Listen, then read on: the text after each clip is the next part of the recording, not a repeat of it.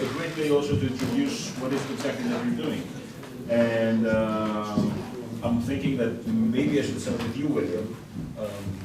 Is this having any impact on your business, the developments that are happening? I mean, at the end of the day, you just manufacture aircraft that were sold many years ago, and you're going to deliver them in the coming months and years. Yeah, well, the very short-term impact is still very unclear, and I think the ultimate impact and the duration of all what's happening is still very unclear. But we already see some side effects with the fuel going up. Are people will be willing to travel as much as they were in the past? Will they be willing to connect again from the Middle East, for example? So there's a lot of unknowns out there, and we know that uncertainty is very bad for the economy and the business in general. Now, if I look and for business then, and hence the sales of the aircraft. But also, if I look at it a bit selfishly, I mean, we sell very efficient aircraft, which has a very similar cost per seat compared to bigger narrow bodies, but with up to 30% lower cost per trip. So in a way, this also could be an opportunity for us, you know, with a lot of airlines which will be going maybe right sizing, because they will be looking to mitigate their risks. So yeah, still very uncertain. So it's still early to tell, right? Yeah. And Faye, I mean, some of your members are actually partners, business partners for William, right? I mean, Yes. that's, I mean, and they're quite far away from anything that is happening. Well, yes and no, and this might be a good time to sort of introduce for those who are not familiar with the U.S. regional business model, because I'll probably refer to it a couple of times. The closest thing I think you have in Europe to it is an ACMI, but most of my member airlines work, and their customer is not necessarily the passenger directly, but it's the ticketing carrier. So while my members don't operate in the Middle East, our business partners, where we operate under a capacity purchase agreement, so they actually will pay per departure of our aircraft, they are obviously impacted. And like William said, the long-term implications are largely unknown, but the short-term is disruption, and it's going to be cost volatility. And that's on top of costs that are already really escalating in a very volatile market in the U.S. Our labor costs are just far and away much higher than you're seeing anywhere else in the world. And that is, you know, those are compounding issues. And if our partners aren't healthy, then we certainly are not healthy. And so while it is not having a direct effect on us, it's very much part of our universe. Interesting, I never thought of that, how it is all interlinked. Yeah, and we're the last mile. So whether it's packages, we're the last mile of delivery, or we're taking those folks who've been disrupted back. So again, it will eventually have more direct, and as opposed to just downstream impacts on us. Angelos, come on, it cannot affect you already, has it? Sometimes What do you do this week I feel like a black cat because two of my recent contracts are from the Middle East. So we're going live this week and previous week with two major projects. One in the biggest airline in the Middle East and one in Israel. The uniforms? Yeah, one the uniform, one the cabin application. So we are technology and we develop software. And we have an amazing experience because we're doing the last minute kickoffs and meetings with these guys, and in the middle of the meeting they say, oh, sorry, you have to go down to the bunker. Yeah. Bunker is the correct word. That Go back. because the bombs are coming down. So, okay, should we cancel the meeting? No, we're coming back. So it's amazing their passion. We're talking about airline people, so it's an amazing experience. So they are continuing to work as usual. We are shocked with that. Now the other customers we have is other parts of the world, so we don't have any problem. Our biggest customer is the GN Airline, so they're full, asking for new projects every day. So we don't have any problem there. But for the customer, I'm sure in the near future, in the Middle East, they won't buy more until everything is settled down. But that experience that we see every day now, the last week, 2 weeks, it's crazy. Okay, it's interesting how already there is an impact more or less, and I'm just wondering with you, Michael, could there be something? You know, it's funny, our business is quite different than yours. We're in the human capital business. But at the end of the day, you need leadership and you need management and staff, right? So I think about 3 major things over, the last 20 years. 9/11, back then, I thought, we're dead. I'm an aviation recruiter, right? The next year, we had a record year, right? And the internet was supposed to completely disintermediate what we do. Didn't happen. Just help what we do. Maybe AI will change that, I don't know. But now, the COVID crisis, I remember sitting down at home April 2020 and going, that's it. Like, better figure out what I'm gonna do next. 2021 was the best year for the search industry, Korn, Ferry, the aviation practice, and Michael Bell. It's not a good year for us. No, it's not a good year for you. But yeah, our business is driven by growth, change, and churn. Churn, people managing their careers more aggressively. The growth piece, when there's uncertainty, people will, think twice. The biggest issue we have right now is just getting hold of people in the affected areas, right? They're just not getting back to us or whatever, but our business is systemically strong. And, I mean, you mentioned it, Michael, and maybe we should go with that subject, first of all. We talked about the banning word before, so we don't need to explain anything. We all not just understand it, we all feel it. So, what is the role of leadership? Well, actually, you asked about what the impact of the banning world on aviation leaders. I actually think aviation leaders are very banning trained, if I can say that, right? I mean, just think about, and name another industry that is so subject to exogenous shocks and can flip from profitability to massive unprofitability like that as a result of fuel prices, SARS, COVID, or whatever.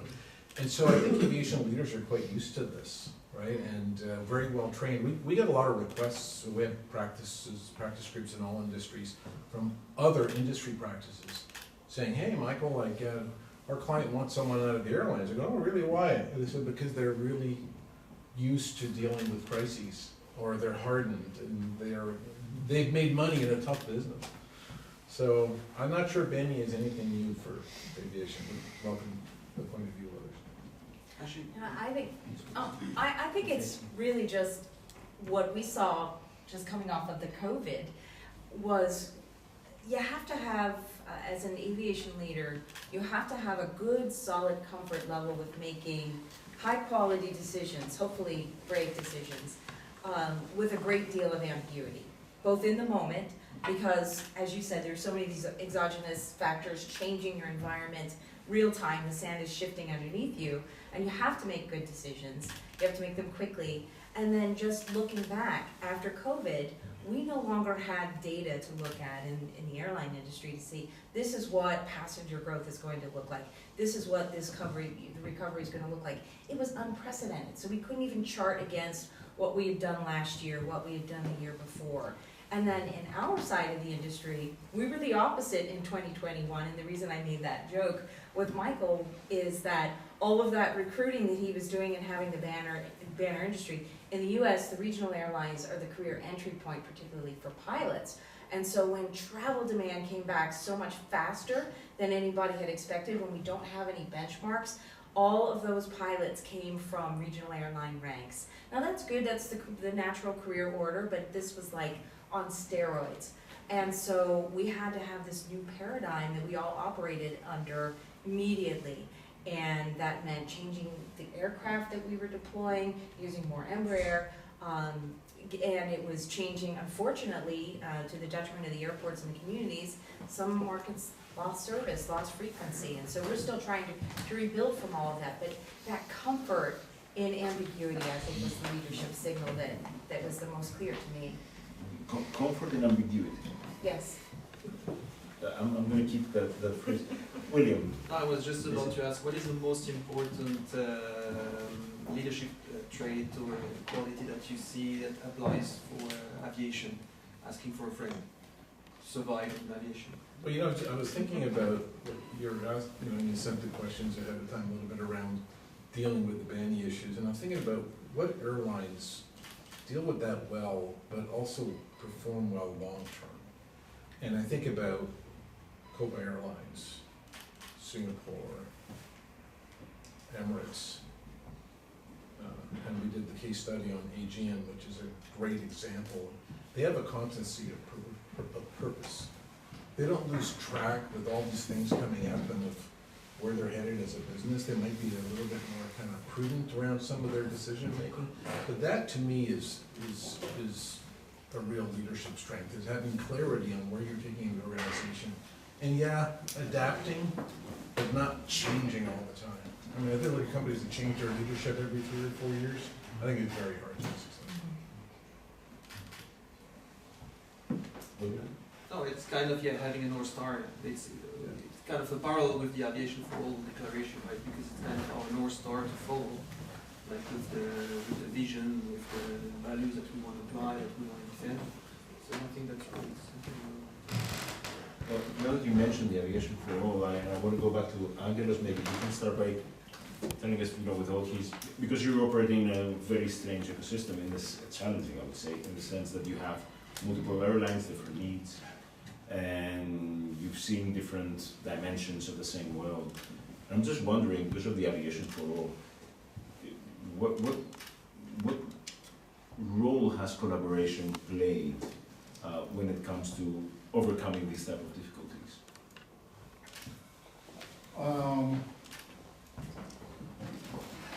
In some technology solutions that we provide, there definitely has to be cooperation. Usually our customers, like GM, who's extremely innovative, has very good relations with the ground handler and to the airport. So whenever we needed to create some innovative solution, we always had the backup of all parties. So we are not involved in any way in government, only in one project with a tax.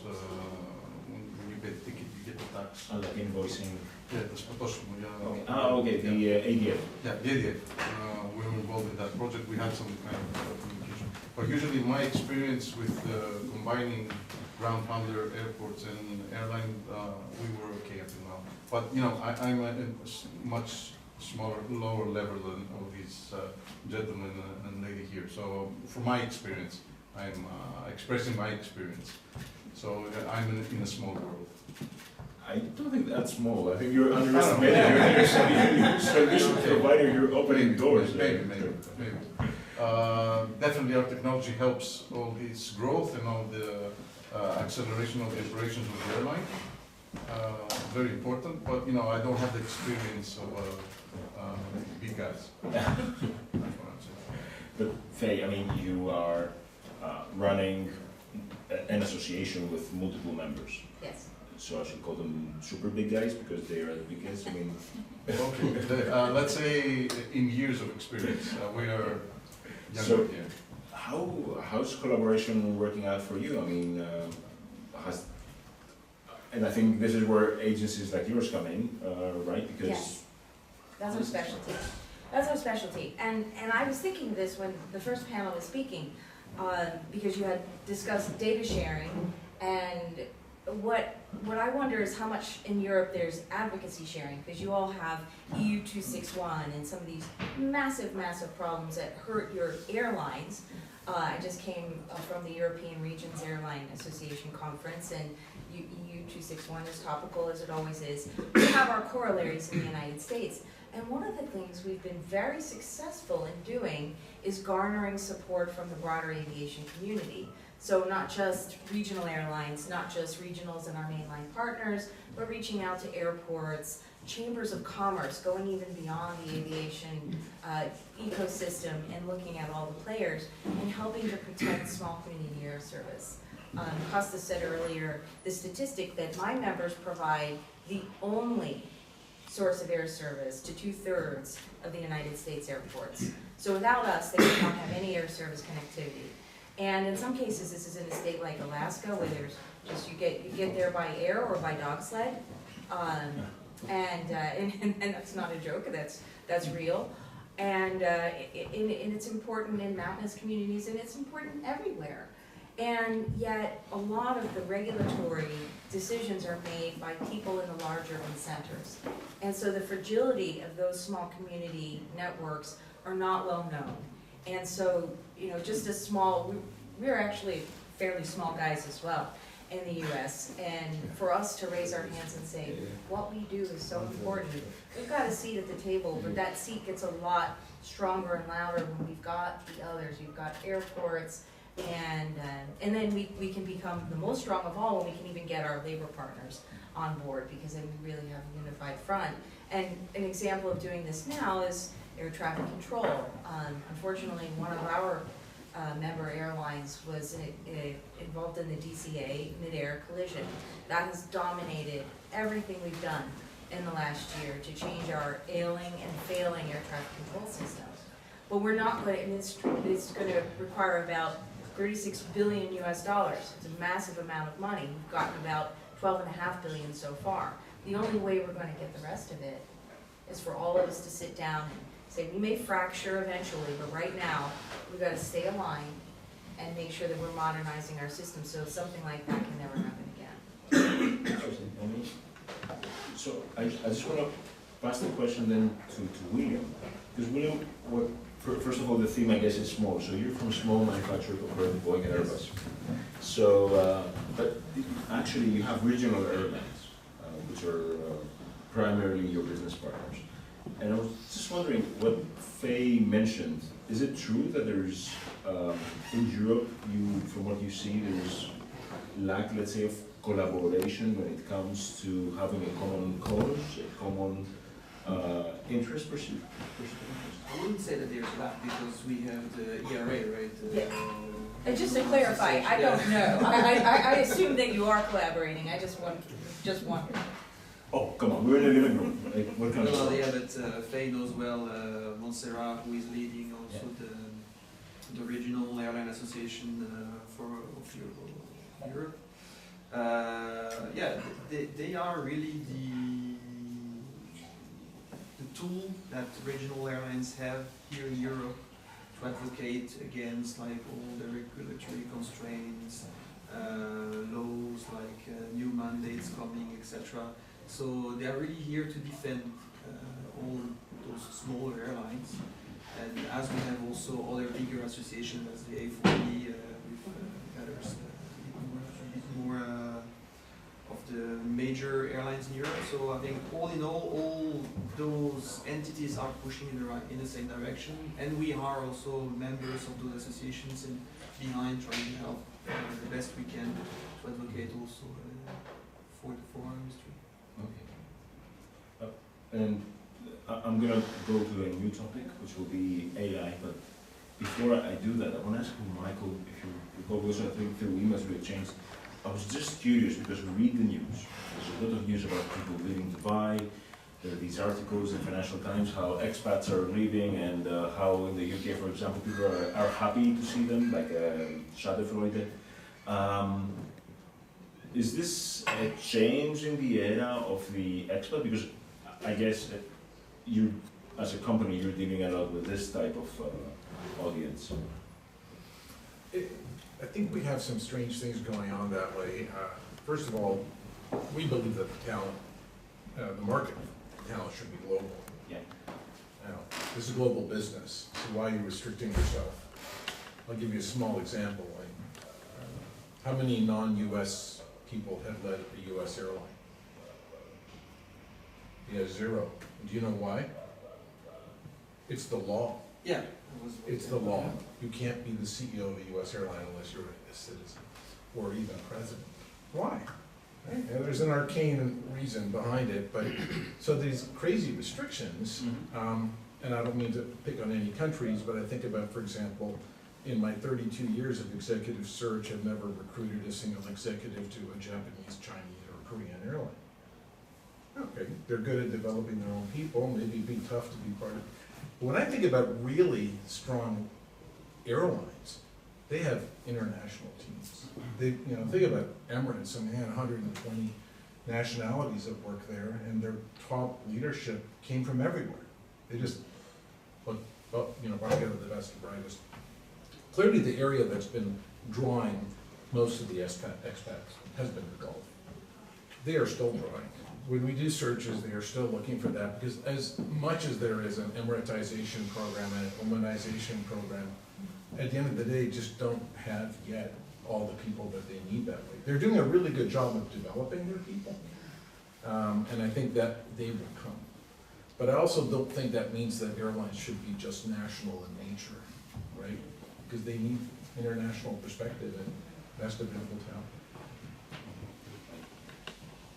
Faye, do you want to say something on that or not? Okay, No, great. you said it very well. Okay, sorry, I thought you were looking at me because of the US Airlines, so I want to go back to AI, and sorry for using that, but it's always a very interesting discussion because you're quite diverse as a discussion panel, but I think what everybody's curious about, I assume, is how do you see AI using it in your business, whether that is talent seeking and development, or that is software, or that is running an organization with multiple members being airlines, or even a manufacturer, even more interesting. So actually, William, can I start with you? Because theoretically, I think I remember I heard it from an Airbus executive. He told me that this was over a coffee, so I don't know if he was half joking. He was like, yeah, in aviation we have the French accent, of course. We have always had AI, and that's because of the autopilot system. So. Yeah, well, he's not really wrong. I mean, we are the first OEM, for example, to develop an automated takeoff system, which is like going to rotate automatically for the pilots. And this to optimize the runway performance. So you either like gain range or 500 kilos payload from those runways. But generally speaking, I think we are using AI for a decade already in the aircraft development, etc. And we are implementing it more and more to assist and support our employees in the daily task they do. But personally speaking, I mean, I'm asking myself, is this really artificial intelligence or automated information? And what is the answer? Well, I mean, I'm not sure yet that we have a brain behind this AI, right? It's just an algorithm which treats data in an automated way, and I mean, as we say in IT, I mean, sheet in, sheet out, right? So you still have to be behind. There still needs to be a human brain behind to ensure like the integrity of what comes out. Okay. Interesting. I like the skepticism also behind this. But That's personal. That's not the company. That's all right. Yeah, that's of course, very personal. Of course. But I've heard similar ways of thinking also from other corners. And I was wondering, Angelos, you're developing software. Yeah. And I would think like AI, everybody says it's something for you, isn't it? Yeah, it's a major in three ways. In how we develop, how we operate our business, and what products we deliver to our customers. So the development part definitely is going to speed up everything. Code, testing, documentation, code review. So there's a shift from a developer to a code auditor. So that's another important issue, how the junior people coming in, we discussed it again, will get experience in order to be a medium or senior. That's a huge problem that we're facing. I don't know what we're going to do with that. We're recruiting junior people that in a few months, not in a few years, you probably won't need them, because the junior tasks that they're doing, you can do it very fast with AI right now. So you need people more to audit the code that the AI agents are creating than the actual coding. So that's a completely different shift. So now we're trying to educate our people that they have to regulate. Definitely. The second part is how we operate as a business. So for marketing, why spend a lot of money outsourcing and doing marketing material when you have the tools to do it very fast and much quality, or the HR processes. And the third is what tools do we include in our products? Like we're doing several stuff in our baggage mishandling solution, photographing the bag, and the attributes are automatically filling in the data with image recognition. Or how do we provide information to the crew member real time when the situation is on board and not reading the manual and just very fast have the information on time. So these are the three ways that we are trying to include AI in our ecosystem, developing, operation, and our products.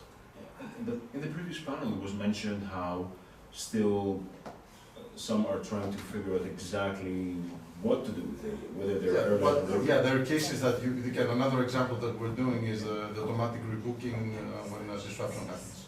Mm-hmm. So we have a disruption management solution. So when disruption happens, how fast will you rebook your passengers to the new flight? So until now, you probably had an agent doing a human agent doing one by one, or the PNRs, or a bunch of PNRs. Now you can use machine learning and AI from historical data to automate this process, so you can do this much faster. So there are cases, definitely, that you can use it now.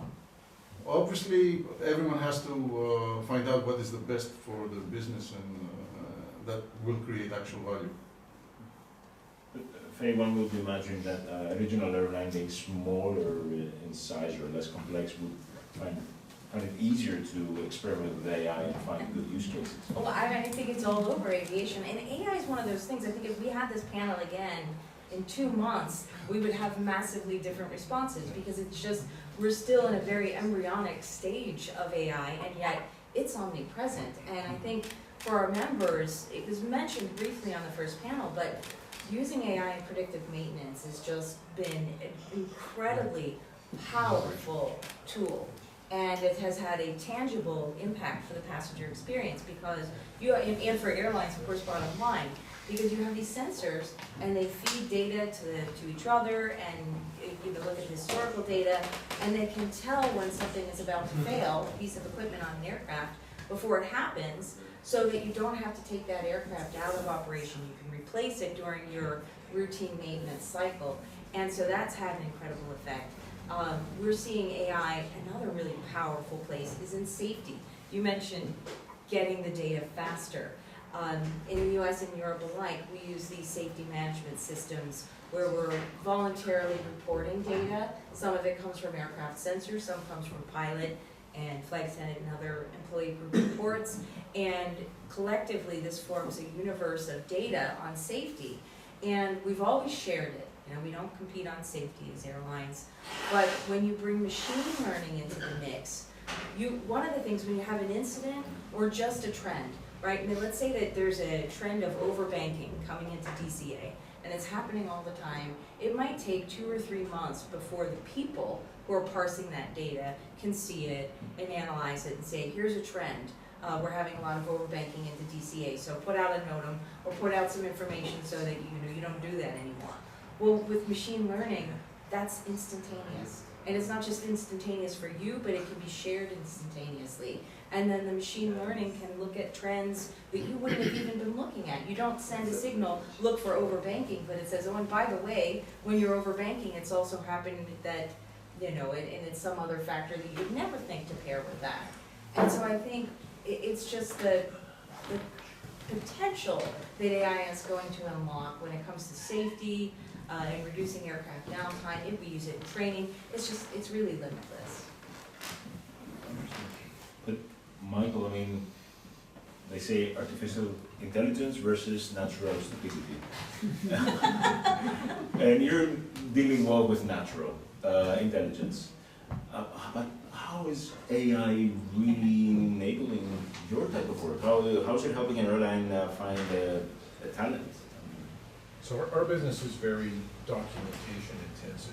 We write a lot. We write proposals, specifications, candidate reports, references. We do a lot of writing. So you would think AI should be very helpful. And we are deploying it in a big way, but I'm being, call me old school, a little careful. I'll give you a small example how it wasn't so much in our direct line of business, but we, you know, COSAS has this beautiful awards. We have our own, we have the Airline Strategy Awards with Airline Business Magazine, which we do globally. And every year we spend thousands of hours preparing these 30 nominations.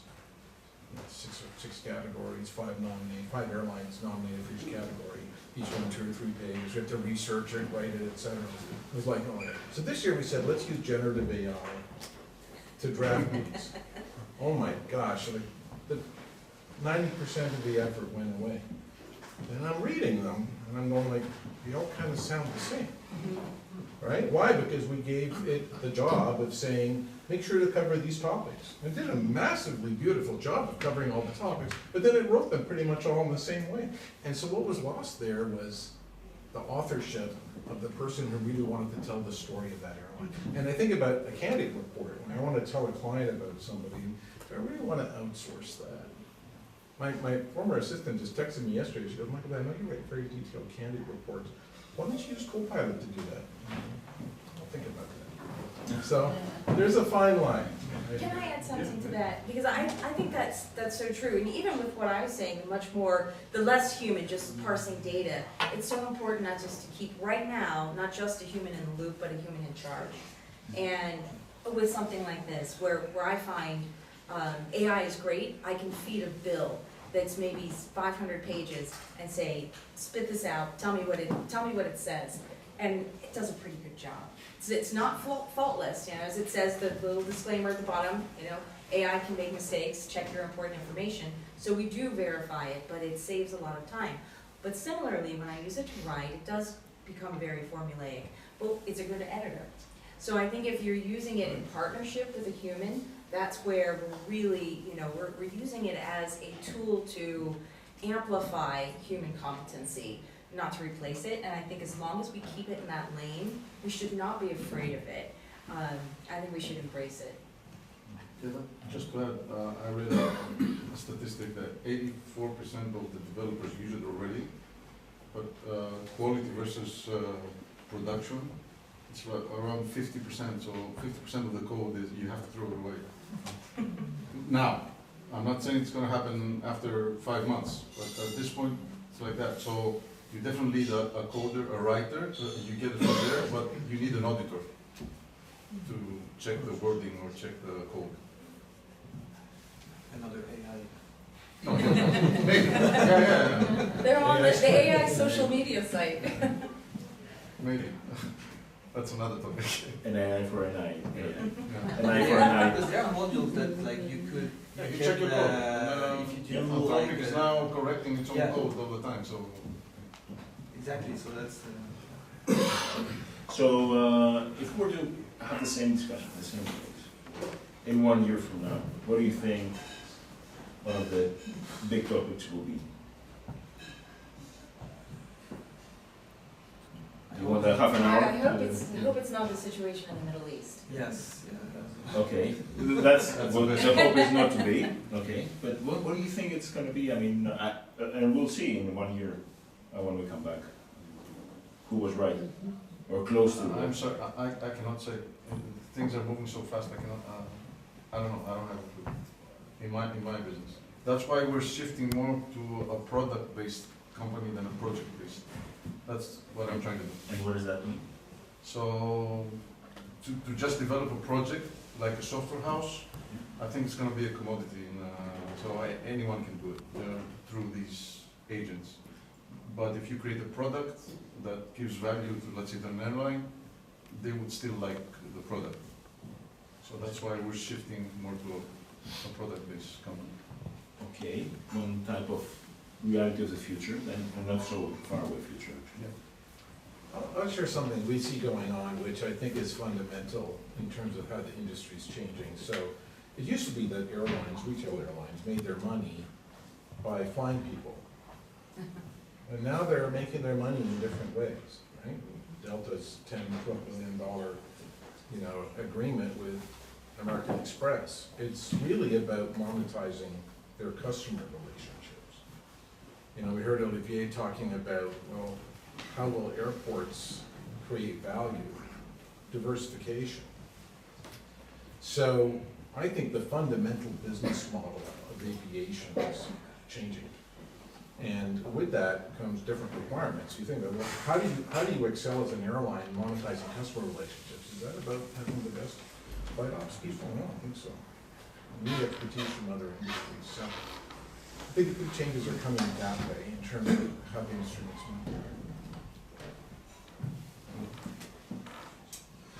Yeah, I would wish that, yeah, I mean, it's very interesting. Maybe there could be some cases for cross industries frequent flyer, frequent customer programs, right? Because we haven't seen that yet, as far as I know. But my wish maybe for 1 year from now, when we sit here again, is for the supply chain to be back on track. No. Okay, Yeah. so supply chain, so Yeah. with the whole business model of the aviation basically industry changing, potentially software. Faye, what do you think is gonna happen? Well, I think when the supply chain comes back online, we're gonna have to talk about workforce development. In the US specifically, but I think there's a global challenge, particularly with pilots, but skilled technicians as well.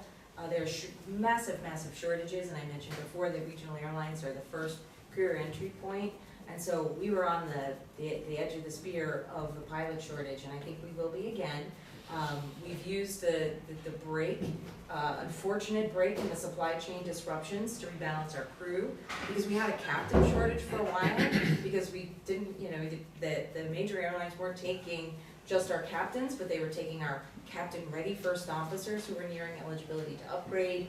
But I think that's one of the things that we're gonna start talking about. And I think a little further out, it's going to be really the suitability of the fleet for the mission in the United States, particularly for the smallest markets. Embraer has been an incredible business partner, and I'm not saying that just because William and I are sharing a panel, but they've extended basically some of the product line just for the US market, and we're very, very grateful.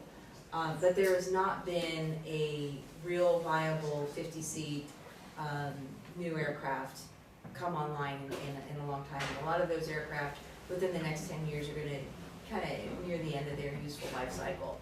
And we have we have all sorts of new ideas and technology coming in, and it's exciting because for the first time in a long time, it's on the smaller side of capacity. Unlike the carbon fiber and some of these other technological advancements that are really the heavy metal, this is, no pun intended, but this is on the smaller side of capacity because the different types of propulsion, but they're not going to be ready by the time we need them. So I think we're going to need to talk about the fleet, particularly in the smallest markets, and how we can make sure that it's there, and by the way, so that it can be cost effective, so that we can afford it, especially given what our labor costs are doing right now. Interesting how your let's say ideas that you have are quite different. They all make sense, but since the point of departure for each one is very different, like supply chain, new aircraft being able to replace, like for the business model, very interesting. And I get that with the product. I think software is probably a major area of change. With the church notes going, That's bad news. which means Sometimes. well, yeah. Depends on the rhythm. So it's we have another 10 minutes. Can I please ask Ilias? Just to enrich the discussion concerning pilot shortage, to start this by the Boeing market outlook, Yes. together with the Airbus marketing forecasting, up to the 2030, we need 45,000 pilots Yes. for civil aviation operations. Now, concerning AI question, and he gave a year for the CEO to answer. I don't remember exactly the name of the professor, I have it in my house, but he stated from the United States that the experience we have now concerning AI is like to be in the 16th century. So that means what we have to expect in the days to come, in the years to come. And concerning again AGI, speaking as a pilot, I would like to say we have to manipulate and to handle HCI like the autopilot. If we are in the short final, we can disengage the AI and to take it manual. This is what I have to put with the discussion. Anybody wants to take forward this comment? Yes, yeah. Angelos, you're not touching the issue of. Who wants the pilotless aircraft question? Yeah. Look, I'll take it. I think the technology is close or there now. I mean, it's there, right? But I don't know how it's going to be globally, but in the U.S., the policy is not there. And I don't think it's going to be there for a long time. And I think that's the reality that we're living in. We live in a regulatory system that's very perverse. It may not be well known to everybody, but in the United States, our first officers are required to have 1,500 flight hours. But they're not highly structured flight hours. You can actually get into a hot air balloon and float around for 1,500 hours, and that will qualify you. So, you know, there's a saying in the U.S., you know, that politics doesn't care for technical merit. And I think that's going to be true when it comes to automated systems. Okay, I'm just looking at William, just in case he wants to add anything with You Embraer. want to take But that? I thought you would have commented on this. No, no, but even on the system I just mentioned earlier, I mean, the pilot is still in the loop. He is in command, Yeah. right? He can override like any decision from the autopilot or from the computer. I mean, for us, it's very important that the pilot stays in command. Yes, but I will say even now, before fully automated, I mean, our carriers are requiring pilots to do a lot of manual or hand flying because with automation, they're losing those critical skills. And so when you need them, where the systems fail, then you don't do as well. And so some of our carriers, for example, will require their pilots to hand fly every other landing, just to keep those skills sharp. So I think as we automate, even when we have a pilot there, we have to be thinking down the road on exactly how do we keep those skills sharp so that the pilot there is not a very rusty pilot that hasn't actually, you know, had any stick and rudder skills for a decade. It's very interesting what you just mentioned. Also, there's also a generational shift. I have a very good friend pilot at Air France, and he's a very passionate pilot. He wants to fly the aircraft. The younger pilot coming in, they just want to push the button and just sit and relax and just check what's happening. Yeah. It's a completely different approach. Correct. But because, I mean, they've Yeah. been like scrolling, streaming, like all their lives. I mean, Yeah, within the appeal of the glass cockpit, they want to see the technological advancement, I think, but it's always interesting when you're talking to pilots and they say, oh yeah, that's a fun airplane to fly, and it's not usually the newest. no. The only thing I can add here, from my experience with AI, has been actually quite overwhelming in recent days because we're experimenting a lot with some of the AI tools. And I used it with a client to prepare them for an auditor that they would have. And for the first time, the idea came from a different source. I started using the AI to do the audit. I was scared how good the audit was and to what level of detail I could go into, because all I had to do was simply ask, what more can I ask on this subject, and it would give me other paragraphs of the law. So I was really scared. No auditor, unless you are 120 years old and you're only doing this audit, couldn't have done this. So I don't know, there's some uses, which I believe is awesome. Can I add one experience I had last week with a new tool? Yes. It asked to upload some information about my product. Yeah. So I uploaded like 6 documents and some links, and I just press a button, and obviously the easy thing is it read the documents and created a summary, but you press another button and it creates an interview of 2 people discussing about the theory and the product and everything. And not only that, it's interactive. You can stop the interview and say, oh, I'm sorry, you pronounced my company wrong. It's not aviBright, it's aviBright. And, oh, I'm sorry, I'm correcting it. So you see you hear the interview. So So it's amazing, and this is ready for a podcast or just, you know, to sell to a customer. Amazing. Talented. Yeah, amazing. Any other question? Great, well, Thank you very much. I want to thank you, I want to thank all my colleagues here, and please, if you can join me with this from.